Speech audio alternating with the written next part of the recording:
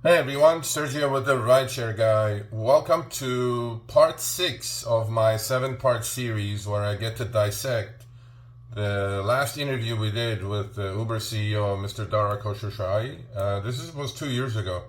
And unfortunately, he has not shown up on Show Me the Money. So the only reference point I have is the last interview Harry Campbell did with the CEO of Uber on our channel, which is on our channel. You can go check it out.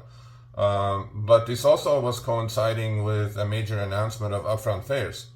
They were introducing upfront fares pretty much nationwide. I do understand there are some cities and some countries actually that they still don't provide upfront fares and destination to the driver community. But um, I met Mr. Khosrowshahi actually in person last November, 2023, in Los Angeles, and so did I. You know, the top executives, because they were all there announcing a major driver package, which I wrote about, and many of the things I actually liked in the package, and I was positive on. And we had a good conversation with him for about 10 minutes, and I for sure had the actually distinct feeling that he would grace us with his presence for about half hour, 45 minutes. But then, I'm keeping hope alive, but at the moment, it definitely doesn't look like it. But again, Mr. Khosrowshahi, open invitation. We'll have a civil conversation. I do understand, you do a lot of media interviews, and we're going to touch upon one of those interviews that you did. I had done actually a reaction video to your interview with Bloomberg, where you were on stage with a journalist. Now, these journalists have no idea. They're not drivers. They're not going to ask you deep hitting questions. So you said something like, nationwide drivers are earning $30 to $32 per hour.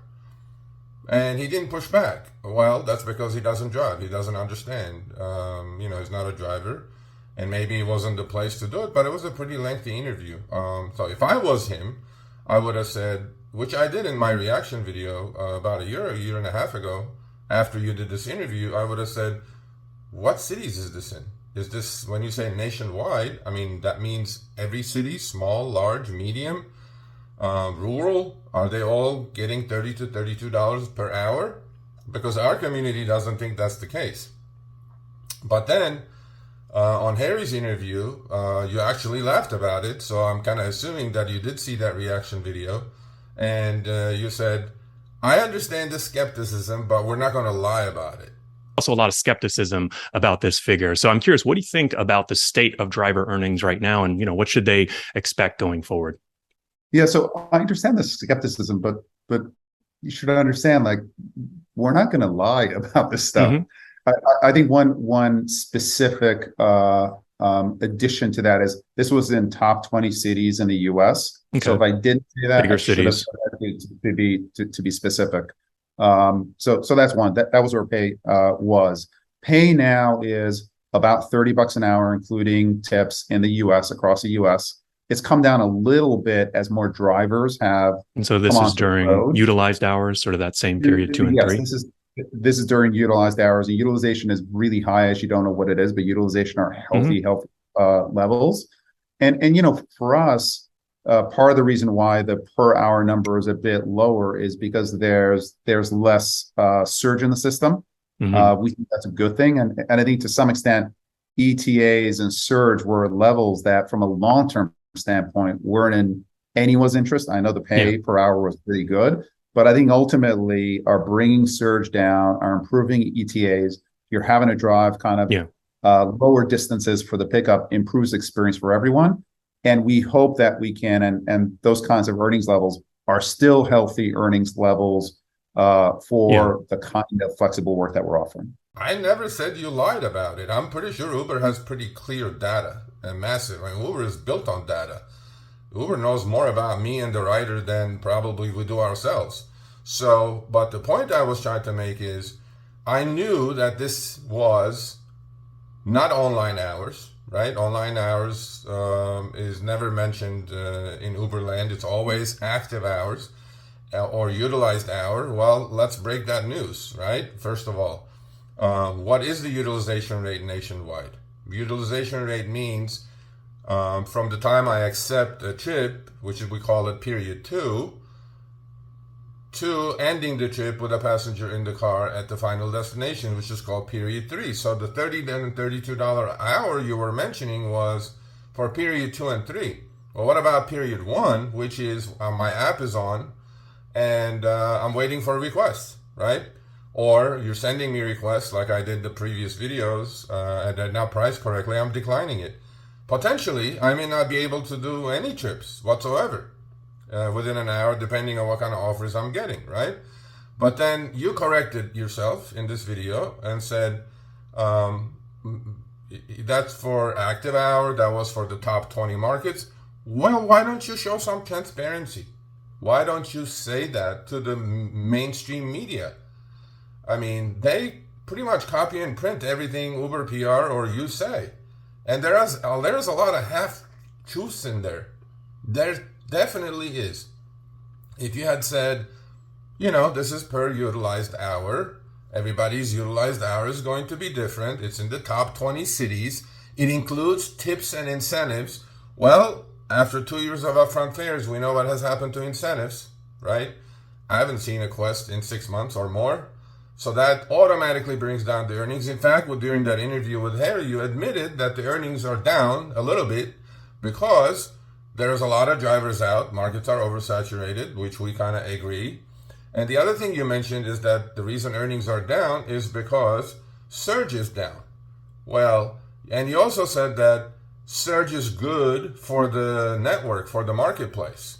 Surge is good. That means there is more supply than demand, and riders are not paying higher fares due to surge.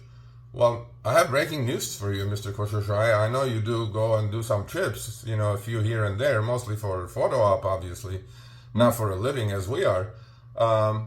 Surge is our bread and butter. Surge is where we make the money.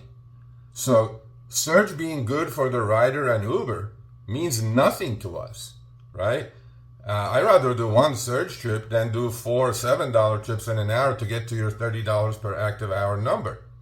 So for the future, right? I mean, if you're going to do, which I'm pretty sure you're going to do, dozens more of these interviews, please clarify what you're trying to say, right? Because we do listen to everything you're saying. We take everything you say seriously.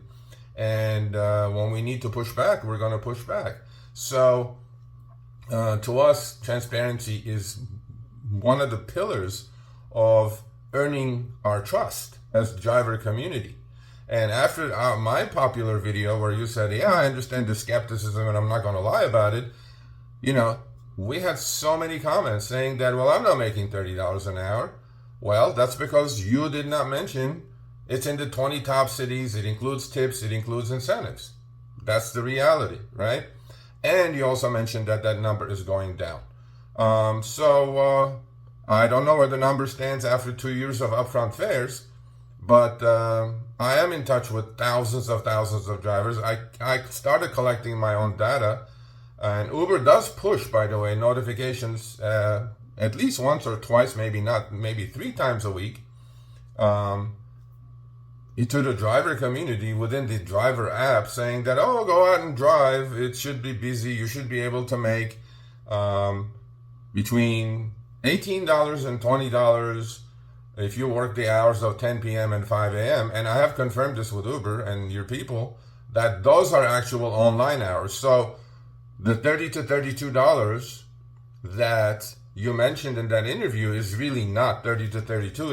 If a driver's utilization rate is only 50%, meaning he's on the way to pick up and with a butt in the back seat half the hour, half the 60 minutes, that 32.50 or 32 looks like 16 before expenses, right? So to us, transparency is important to earn our trust.